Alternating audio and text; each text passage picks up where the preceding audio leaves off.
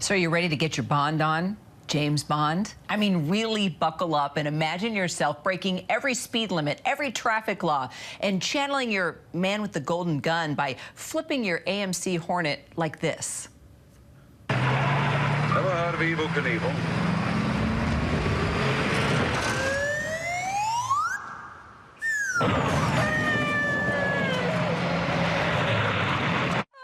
And you gotta love the sound effects. Okay, well, how about visualizing yourself in the Quantum of Solace and a high-speed chase in your Aston Martin DBS like this?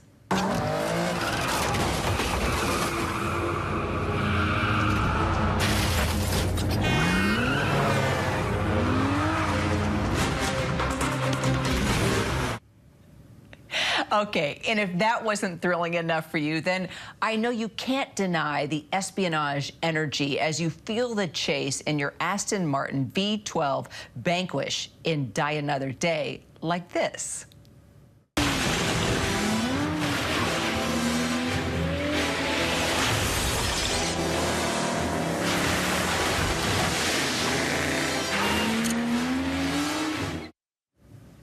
Okay, all you speedster-stunning stunt wannabe spies, let's just take it back a gear. But don't slow down too much because you only have a matter of time to actually head over to the International Spy Museum right here in Washington, D.C., where you can go see 17 of James Bond's original vehicles from the 007 series while getting all the action stories behind them as well. The exhibit is called Bond in Motion, and the museum's director, executive director rather, and former spy himself, Chris Costa, joining us alongside our real-life Q, Jonna Mendez, who was chief of disguise and gadgets for the CIA. All right, guys, I'm already excited. I mean, looking back at those movies, Chris, James Bond may be our favorite fictional spy, but these movies and cars and gadgets are all based on very real things. Yeah, that's right, Kira. So first of all, those clips were great. And this is fun to talk about. But there are aspects of pop culture and James Bond specifically that really are mirrored in the real world of espionage. So pop fiction is another opportunity for us, or pop culture is another opportunity for us to educate the public on spying and have fun while we're doing that. And the vehicles, no pun intended, provide a vehicle to educate the public. Those 17 iconic pieces really help us tell the story, not just of James Bond, but really of the threats that are mirrored in with some of the villains from the James Bond films. So it's lots of fun. And just quickly, in your career, I mean, you got to train and drive in these James Bond types of cars. Is there a moment you'll never forget? Well, just going 125 miles per hour in a luxury car is enough to get your attention. So I've had an opportunity to be trained how to do technical driving on racetracks. And of course, iconic James Bond is always in a driving situation. So for me, that's fun to see. And usually with a beautiful girl. All right, Jonna, as chief of disguise at the CIA, what did you love so much about your job and just all the gadgets you had the chance to create for missions? Well, because we were part of Q, we had a broad assortment of technologies and tools that we could use. Some of them were cars, some of them were modified cars.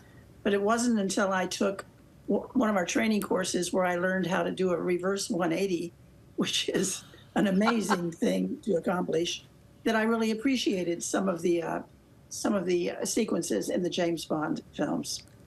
And as we look at these pictures of you on various missions, whether it's the Great Wall of China or Cuba, you know, when you go through an exhibit like this and you see just the fictional part, right, of James Bond movies, did you kind of sit back and think, wow, I actually got to do the real thing? Some of us did that. I remember there was the story about Aldrich James, our famous trader, who took his ill-gotten gains and was driving across the Alps in Europe. And it was said that he was imagining at that time that he was James Bond. I didn't have that same reaction. I don't know that much about cars, but I do like to go fast. And that training course of defensive driving, it was called, how to break through if two cars are on the road in front of you, nose to nose, blocking you, how to drive through it. That was fun.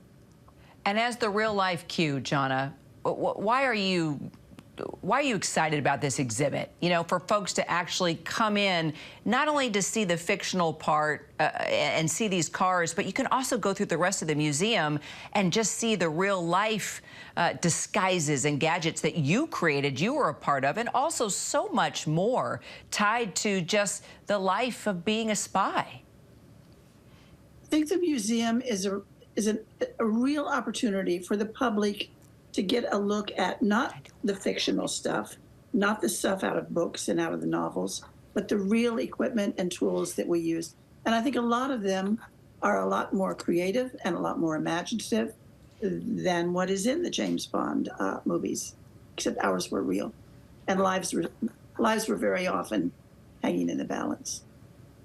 Well, it's an incredible exhibit. And Jonna, I know your favorite is the Aston Martin DBS. My daughter, that was her favorite as well. And Chris, I know you love the 1972 Glastron speedboat from Live and Let Die. There's my daughter there. So you and Jonna, or Jonna, you and my daughter have a lot in common. Maybe someday we can go for a drive with you. Chris, I think I'll stick behind the wheel if I ever take you out on the boat. But other than that, I appreciate you both so much. This was so exciting, and I hope everybody gets a chance to come out and see the exhibit.